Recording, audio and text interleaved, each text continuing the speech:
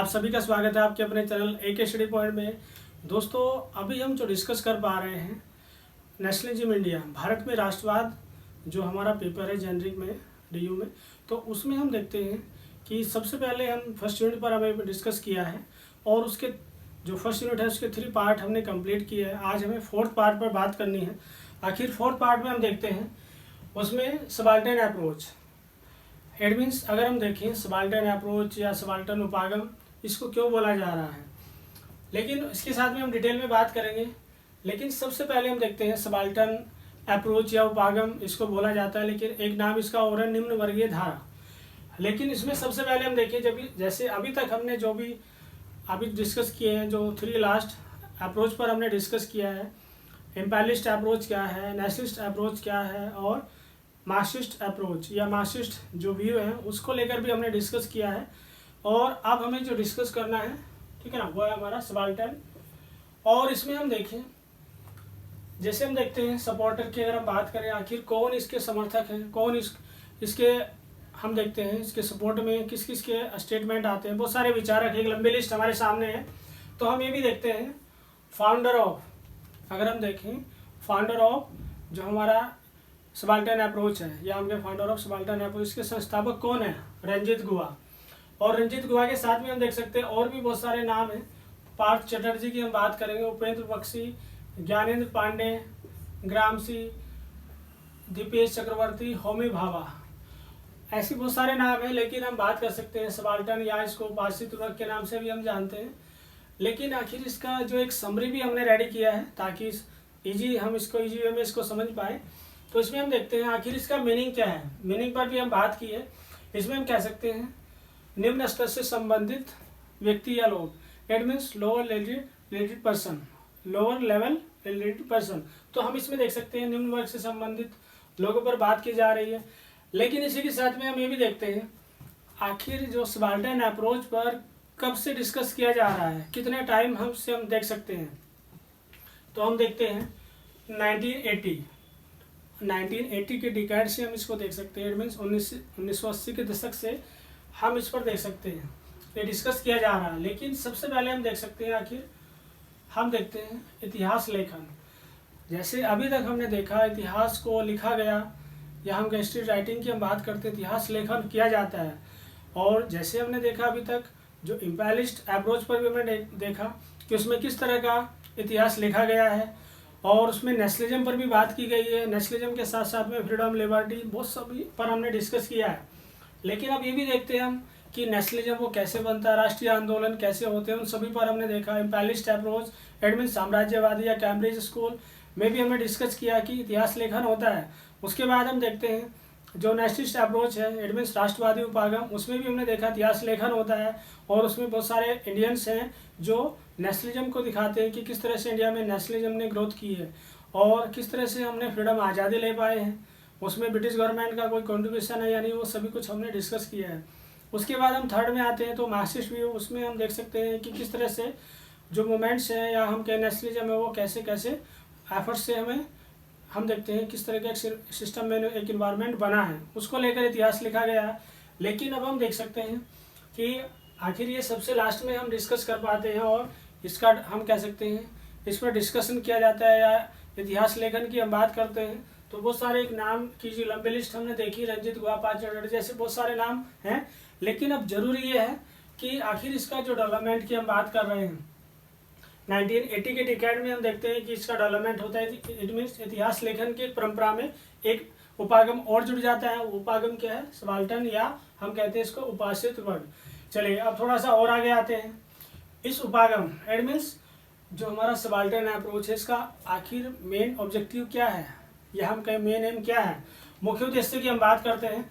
तो ये करता क्या है, राष्ट्रवाद को समाज के हाशिए पर रहने वाले लोगों का क्या दृष्टिकोण रहता है, इट मीन्स जो सोसाइटी के लास्ट स्टेप के हम कह सकते हैं या बिल्कुल लास्ट छोर पर बैठे हैं, ठीक है, उसको वह दिखाने का प्रयास करता है या इतिहास के दृष्टिकोण से वह देखने का प्रयास करता है।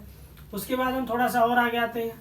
रंजीत गुहा की जैसे हम बात कर रहे हैं, ठीक है ना, सबसे ज़्यादा जो कंट्रीब्यूशन की हम बात करें, अगर हम देखें सबाल्टर्न अप्रोच या उपासित वर्ग में जो सबसे ज़्यादा योगदान है किसका है, रंजीत गुहा।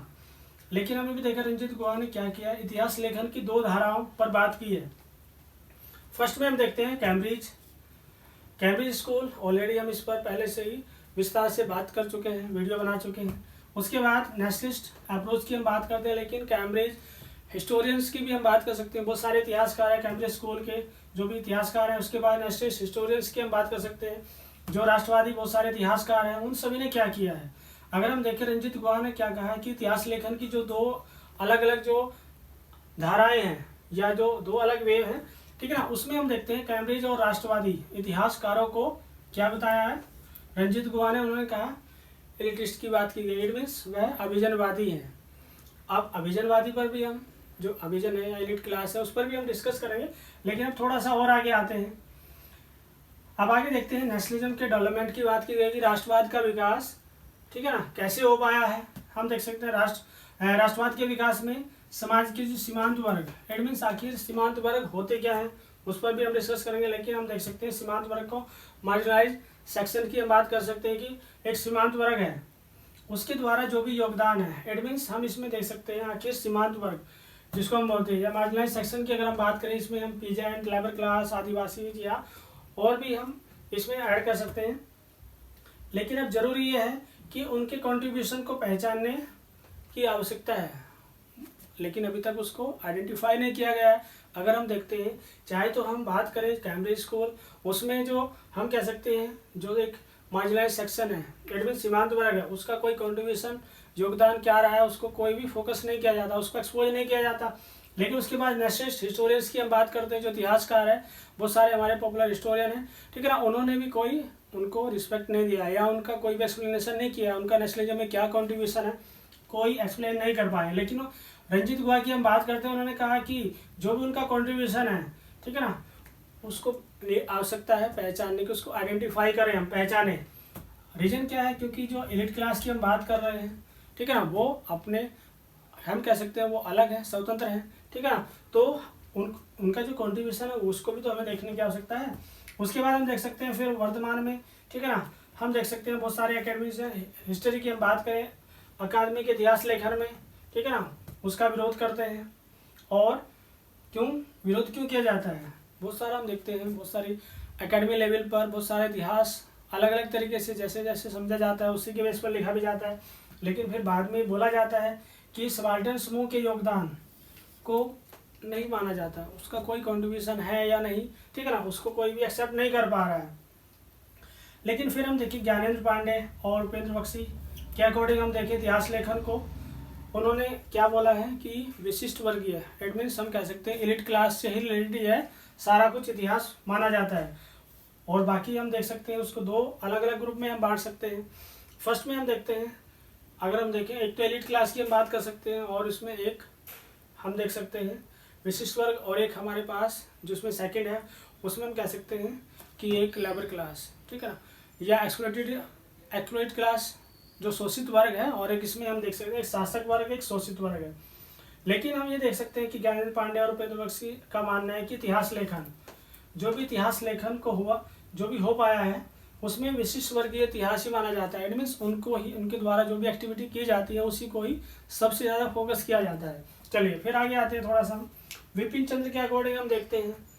अगर हम देखें यह जो पूरी पद्धति है, इट मीन्स जो सबाल्टर्न अप्रोच है, उसमें बात की विपिन चंद्रा ने मानना क्या है कि यह बुद्धिजीवी वर्ग या फिर दलीय नेतृत्व की हम बात करें या विशिष्ट वर्गों की आलोचना की गई है। विपिन चंद्रा का मानना है कि इस पद्धति में स्पेशली हुआ क्या है, इस पद्धति में हम कह सकते हैं जो भी अप्रोच है पागम है, इसमें जो इंटेलेक्चुअल क्लास है यानी कि बुद्धिजीवी जो वर्ग है, और इसमें जो हम कह सकते हैं पार्टी का जो एक लीडरशिप की हम बात कर सकते हैं, पार्टी लीडरशिप, ठीक है ना, या फिर हम कहें जो स्पेशल क्लास की हम करें, उन सभी को क्रिटिसाइज किया गया है। चलिए उसके बाद हम देख सकते हैं कि उसमें उपनिवेशवाद विरोधी संघर्ष का कोई भी एक बैलेंस नहीं बन पाता है, ये विपिन चंद्रा का मानना है। फिर उसके बाद हम देखते हैं रोमिला थापर का अपना मानना है कि इसमें हम देख सकते हैं इतिहासकार जो भी इस परंपरा के जो भी हिस्टोरियन हैं, इतिहासकार हैं, ठीक है ना, उन्होंने सामान्य सिद्धांत जनरल प्रिंसिपल्स को इग्नोर किया है।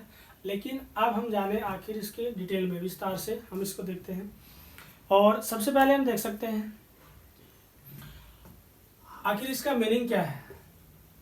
अगर हम मीनिंग की बात करें तो इसमें हम कह सकते हैं कि सबाल्टर्न अप्रोच का जो एक मीनिंग हम देखते हैं, ठीक है ना, हम कह सकते हैं निम्न स्तर से संबंधित लोग, या फिर हम ये भी कह सकते हैं कि निम्न वर्गीय धारा। इट मीन्स निम्न वर्गीय धारा क्यों बोला जा रहा है, हम देखते हैं जो एक्सप्लॉइट पीपल हैं, जो शोषित वर्ग हैं, उनको लेकर बात की जाती है, उनके कंट्रीब्यूशन को लेकर बात की जाती है।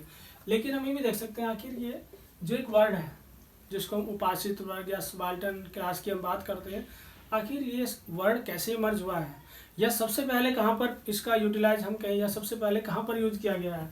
तो हम कह सकते हैं इसका जो यूज किया जाता है सबसे पहले एशियन कॉन्टिनेंट की हम बात कर सकते हैं, एशिया कॉन्टिनेंट या फिर Africa continent, it means Asia Africa महाद्वीप या फिर लैटिन अमेरिका, ठीक है ना। इस तरह के महाद्वीपों में ये वर्ड हमें देखने को मिलता है, ठीक है। लेकिन ये कंडीशन क्या है, उसमें हम कह सकते हैं जो इस तरह की कॉलोनियल जो सोसाइटीज़ बनी हुई हैं, तो उन्होंने क्या किया, इस तरह के वर्ड को इस्तेमाल कर पाते हैं हम।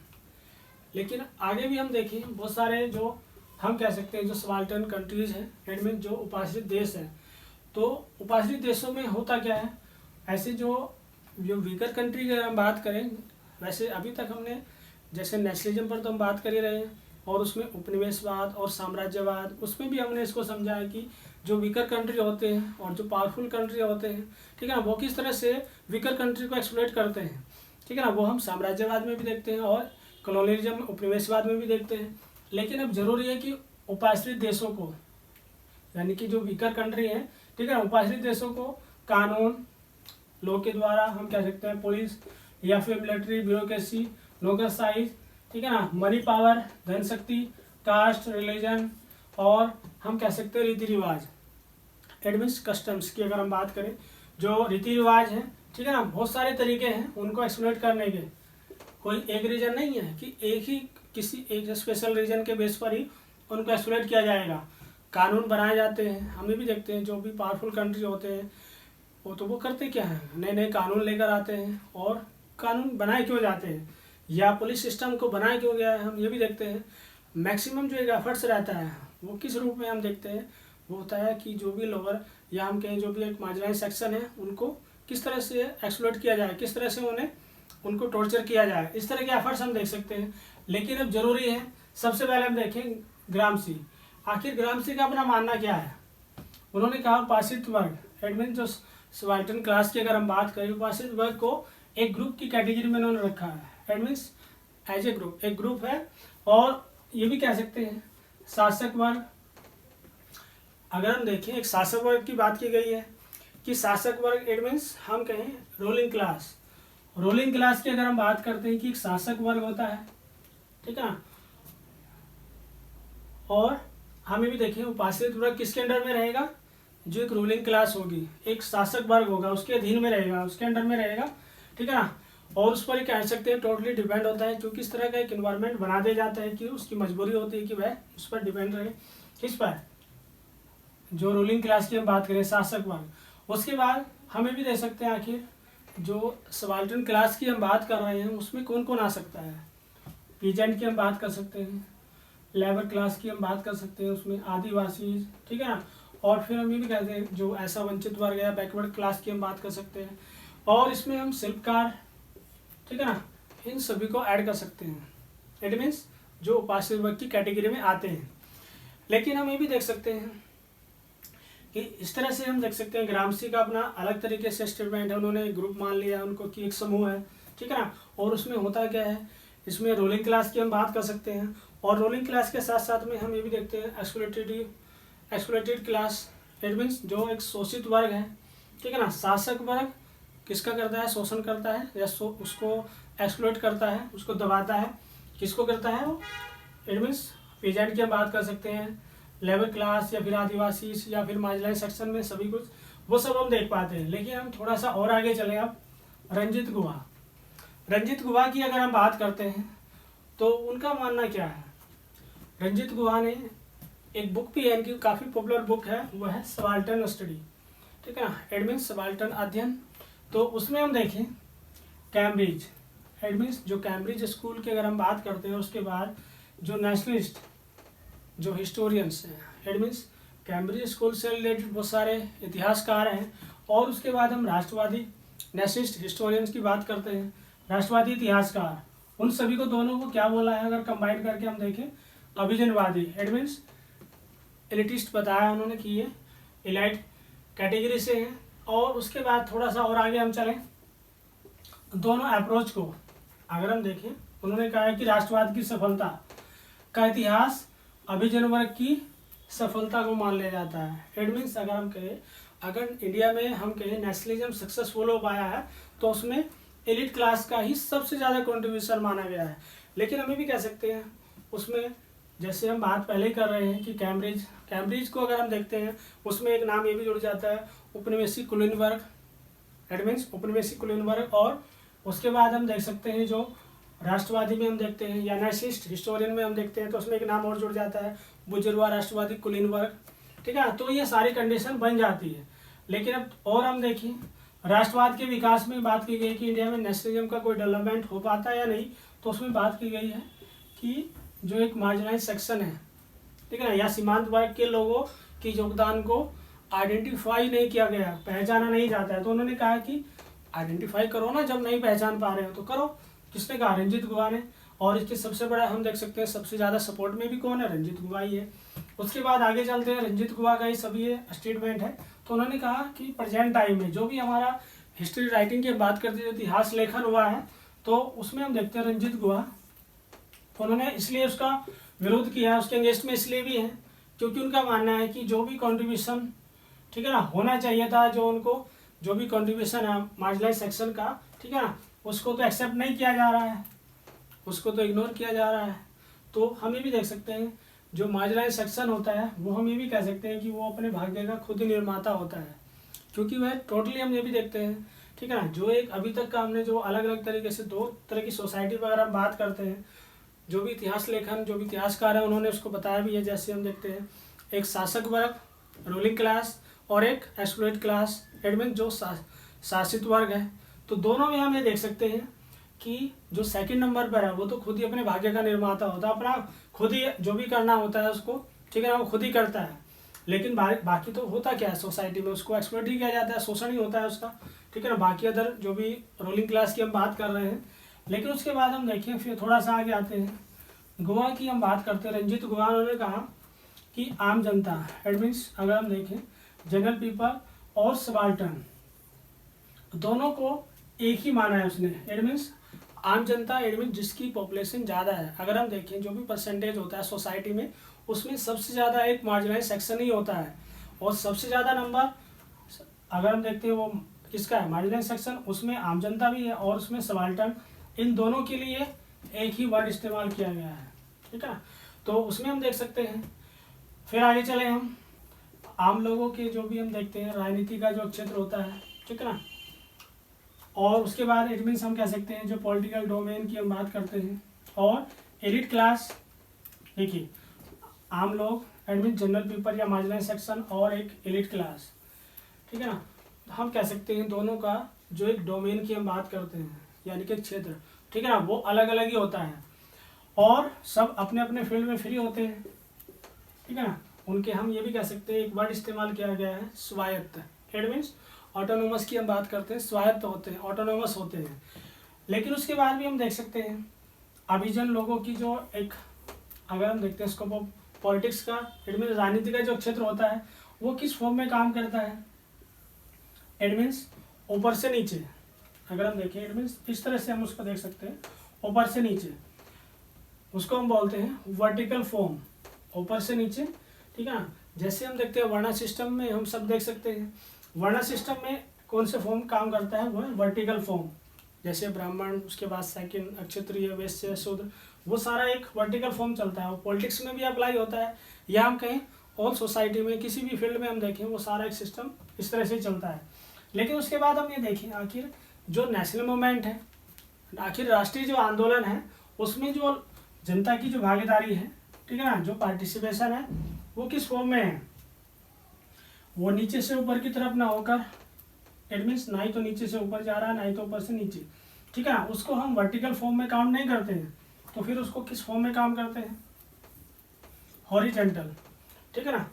हॉरिजेंटल की बात की गई कि वह समांतर रेखा में भी चलता है, ठीक है ना। इट मीन समांतर रेखा, ये समांतर रेखा, ठीक है ना, इस तरह से समांतर रेखा में चलता रहता है। तो ये बात की गई है। लेकिन अब थोड़ा सा हम और आगे चलते हैं। इसमें ये तो सब हमने जो डिस्कस किया है रंजीत गुहा के अकॉर्डिंग हमने देखा कि किस तरह से उन्होंने एक मार्जिनलाइज सेक्शन पर भी बात की है, और हमें भी देख सकते हैं जैसे इम्पेरियलिस्ट अप्रोच, या हम कैम्ब्रिज स्कूल की बात करते हैं नेशनलिस्ट अप्रोच, उन सभी को जो भी इतिहासकार है, इसमें जो भी इतिहास लेखन हुआ है उसको किस नज़रिए से उन्होंने देखा है। चलिए अब आगे आते हैं थोड़ा। जैसे हम बात करें इसमें, अब हम बात कर सकते हैं नेक्स्ट ज्ञानेंद्र पांडे और उपेंद्र बख्शी की। अगर हम बात करें तो उन्होंने अपना स्टेटमेंट क्या है, उन्होंने कहा है कि जो भी एक सोसाइटी है वो स्पेशली दो पार्ट में डिवाइड होती है। उसमें हम देख सकते हैं उसके दो ग्रुप अलग अलग बात की गई है। फर्स्ट ग्रुप कैसा बना होता है, इसमें हम कह सकते हैं विशेष या विशिष्ट वर्ग, जिसको हम एलिट क्लास भी बोलते हैं। और एलिट क्लास के पास हम देखते हैं अथॉरिटी की हम बात करते हैं, सत्ता उसके पास होती है, राइट्स भी सबसे ज़्यादा उसी के पास होती है, लिबर्टी भी सबसे ज़्यादा उसी के पास होती है, ठीक है ना। चाहे सिस्टम कैसा ही हो, अगर हम देखते हैं एक डेमोक्रेटिक सिस्टम है, एक लोकतांत्रिक व्यवस्था है, तब भी हम देखते हैं अथॉरिटी सबसे ज़्यादा किसके पास होती है, एलिट क्लास।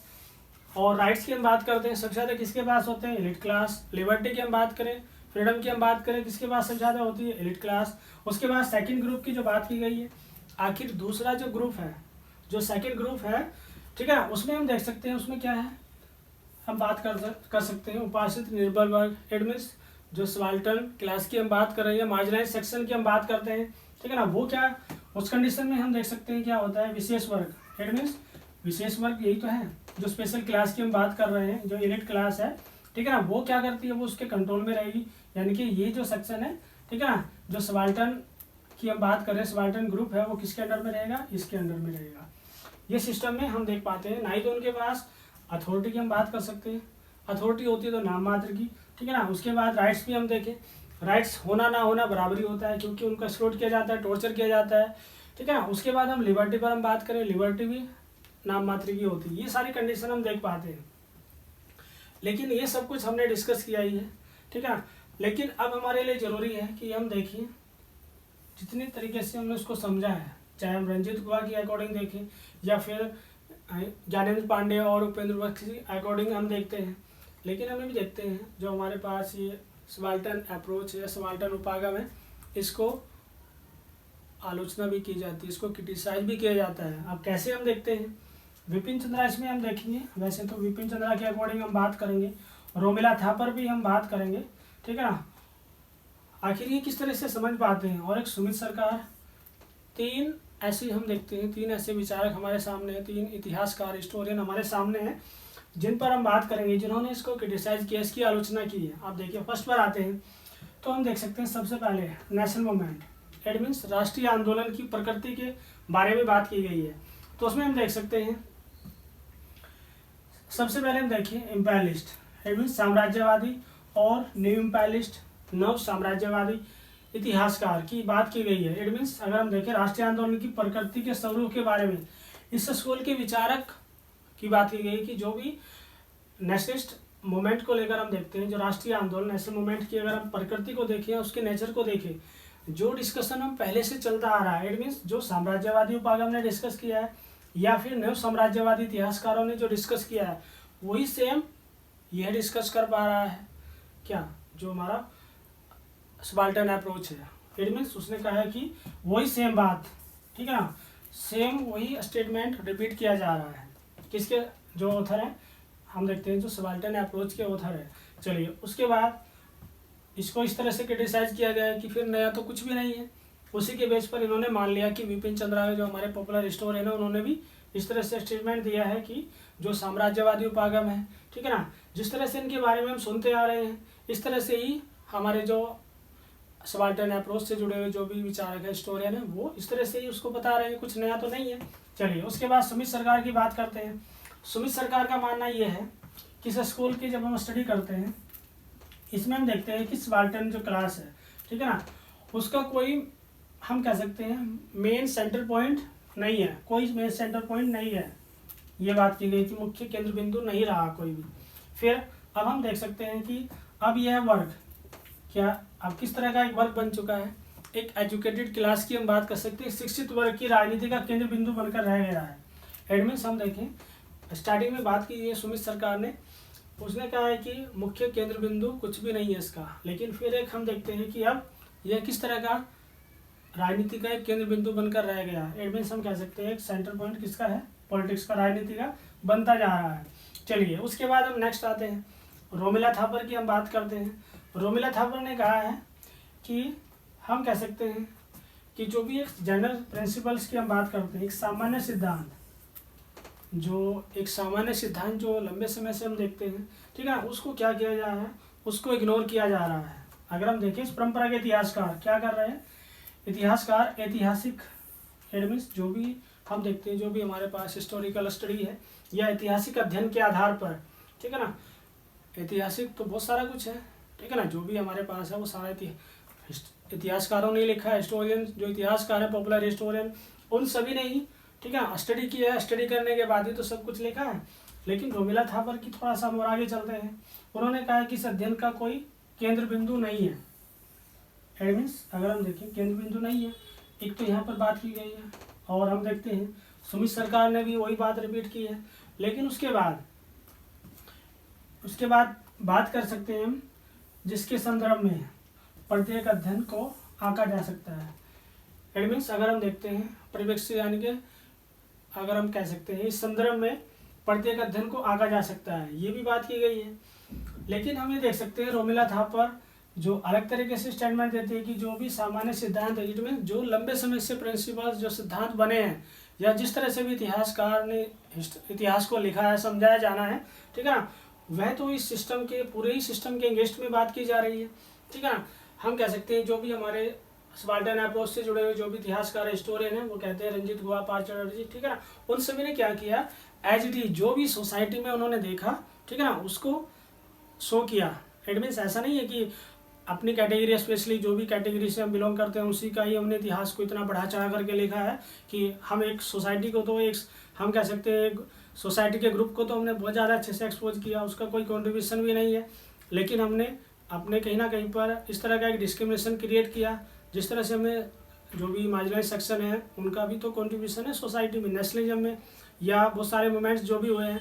लेकिन उसको हम देखते हैं जितने भी हम किसी भी ऑथर की बुक को स्टडी करते हैं, ठीक है ना, लिखने वाले कौन है, एलिट क्लास से ही है। तो एलिट क्लास के हैं तो फिर उन्होंने जो भी एक मार्जिनलाइज सेक्शन है उनके कंट्रीब्यूशन को अच्छे से एक्सप्लेन नहीं किया है। तो हम ये भी देखते हैं इसमें दो चीज़ें हमारे सामने हैं, अलग अलग दो तरह की अलग अलग एक आइडियोलॉजी हम देखते हैं, एक पॉजिटिव वे में ले जाती है हमें और एक नेगेटिव वे में हम देखते हैं, ठीक है ना। विपिन चंद्रा भी नेगेटिव वे में ही बात करते हैं कि ऐसा कुछ भी नहीं है इसमें तो नया, ठीक है ना। सुमित सरकार की हम बात करते हैं तो एक पॉलिटिक्स का ही मेन सेंटर पॉइंट बन गया है। फिर हम बात करते हैं रोमिला थापर, उन्होंने भी कहा है कि जो हमारे जो जनरल प्रिंसिपल्स होते हैं, ठीक है ना, उनको लेकर कोई भी इस तरह का टारगेट नहीं किया गया है इसमें। तो हम ये देख सकते हैं कि इसमें हम पॉजिटिव और नेगेटिव दोनों एस्पेक्ट पर हमने डिस्कस किया है। लेकिन अब ये ज़रूरी है कि इसको अच्छे से हम समझें। और तो दोस्तों अगर इसके बाद भी आपकी कोई भी क्वेरी है तो कमेंट बॉक्स में मेंशन कीजिए और इन्जॉय कीजिए, लगे रहिए। Thanks for watching the video.